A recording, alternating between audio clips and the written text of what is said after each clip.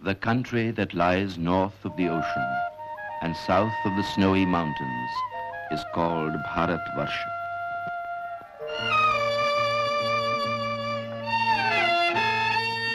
Traversed by green and fertile hills, blossoming trees bright with orchard gleams, and fields of waving corn, touched by the golden rays in the east, India is bounded on three sides by the palm-clad seashores, chanting to the tune of the ocean waves.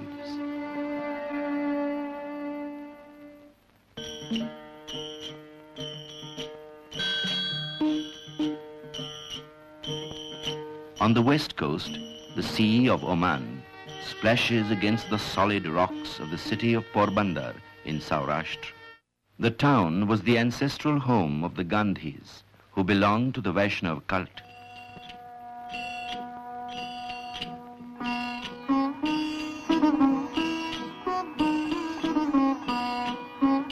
It was here that Mohandas Karamchand Gandhi was born on the morning of October 2nd, 1869.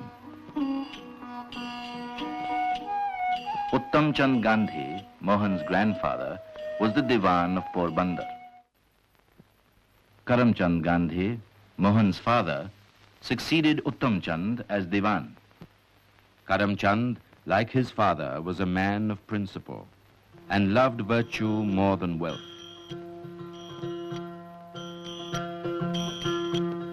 Mohan's mother, Putlibai, was deeply religious and had a strong personality. She would take the hardest vows without flinching. Her influence, more than any other, molded the character of Mohan.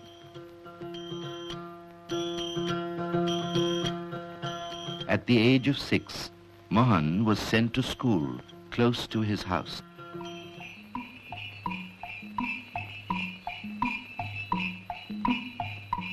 Mohan was only 7 when his father left the service of the Porbandar state and moved with his family to Rajkot.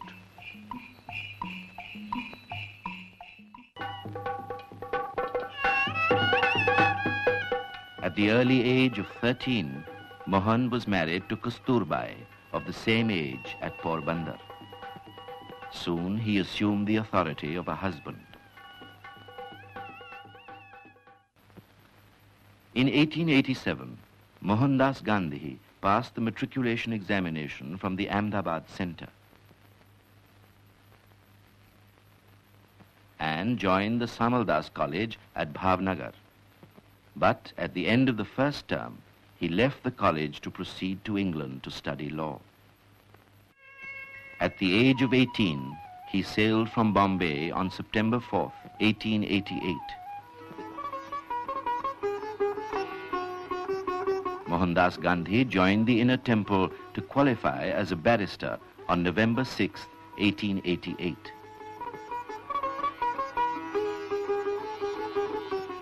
Towards the end of 1889, Mohandas read the Bhagavad Gita for the first time in Arnold's translation, the song Celestial, along with the original. At the instance of a friend, Mohandas read the Bible. He liked the New Testament, and the Sermon on the Mount went straight to his heart. M.K. Gandhi passed his examination with credit and was called to the bar on June 10, 1891.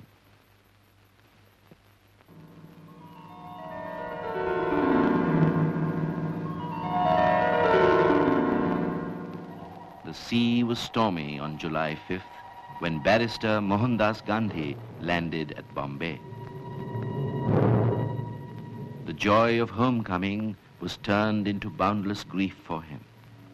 She, whom he was so eager to meet, his beloved mother, had passed away. To establish legal practice, gain experience of courts, and study Indian law, Barrister Gandhi applied for admission as an advocate to the Bombay High Court. In April 1893, Gandhi set forth for South Africa to appear in a lawsuit on behalf of an Indian firm on a year's contract.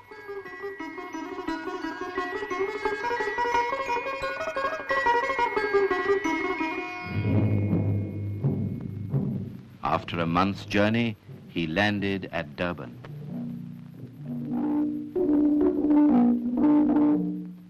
The racial discrimination in the society startled him and cut him to the quick. When the coolie barrister, as he was called, appeared in the Durban court, he was ordered to remove his turban. Gandhi felt insulted, demurred, and left. The press described him as an unwelcome visitor. After a year's stay, while about to leave for India, at a farewell party, he learned that the South African government was to introduce a bill to disfranchise Indians. He said, "The bill is the first nail into our coffin." He took up the cause of his disinherited countrymen. Thus began the long battle against race prejudice. South Africa became the land of his adoption. Along with his colleagues, Gandhi founded the Natal Indian Congress to remove the hardships of the Indians and to promote harmony between them and the Europeans. The Indians commissioned Gandhi to lay their grievances before public men and public bodies in India. On June 5th, 1896, he sailed home carrying great responsibilities at the young age of 26. Gandhi visited the principal centers of political life in India.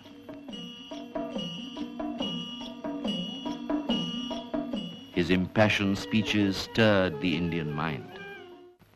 In response to an urgent cable from Natal, Gandhi left India with Kasturbai on November 28, 1896. On reaching the port of Durban, the ship was put in quarantine because of the white residents' agitation for the repatriation of the Indians. After 23 days of quarantine, when Gandhi landed, some European youngsters pelted him with stones, snatched away his turban, and kicked him. Even then, his heart did not arraign his assailants. On the outbreak of the Boer War between the Dutch settlers and the British in 1899, he organized an Indian ambulance corps and left for the front.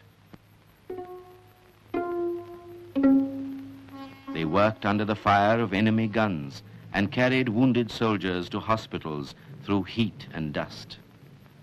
The humble work of the sons of the empire was applauded, and they were awarded the War Medal. On his return to India in 1901, Gandhi reached Calcutta to pay his first visit to the Indian National Congress, moved a resolution on the conditions of the Indians in South Africa, and pleaded for India's active sympathy. Before settling down, Gandhi made an extensive tour of India. To acquaint himself with the hardships of the passengers, he traveled third class. Just when he seemed to be settling down, he received an unexpected cable from South Africa and returned to Natal at the call of his countrymen. Realizing that he must remain in Transvaal and fight the battle through, he set up his office in Johannesburg. He was enrolled as an attorney of the Supreme Court.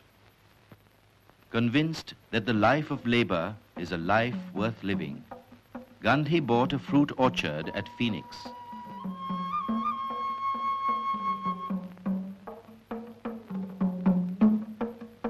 He formed a nucleus of a settlement which led a Spartan life. The colony was self-supporting, and the material requirements of life were reduced to a minimum. Gandhi was dismayed to find that the Transvaal government had introduced an ordinance compelling all Asians to take out a certificate of registration.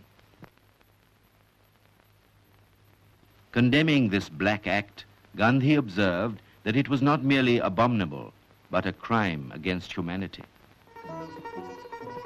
The Indian community was fiercely indignant. On September 11th, 1906, Gandhi took the pledge at a mass meeting with God as witness. "I shall die but not submit to the anti-Asiatic law. Since that day, Gandhi's life story has mainly been the history of Satyagraha. On January 10th, 1908, Gandhi entered the prison gate for the first time for civil disobedience. After about a fortnight, the prison gates were opened for Gandhi and his colleagues, consequent upon the Smuts-Gandhi settlement. General Smuts played foul and did not repeal the Black Act. The Indian community was thrown into a turmoil. The struggle was resumed with a bonfire of certificates. Gandhi's dream of developing a community of satyagrahis, living a new and simple life in rural surroundings, took final shape on a farm near Johannesburg, named after Tolstoy.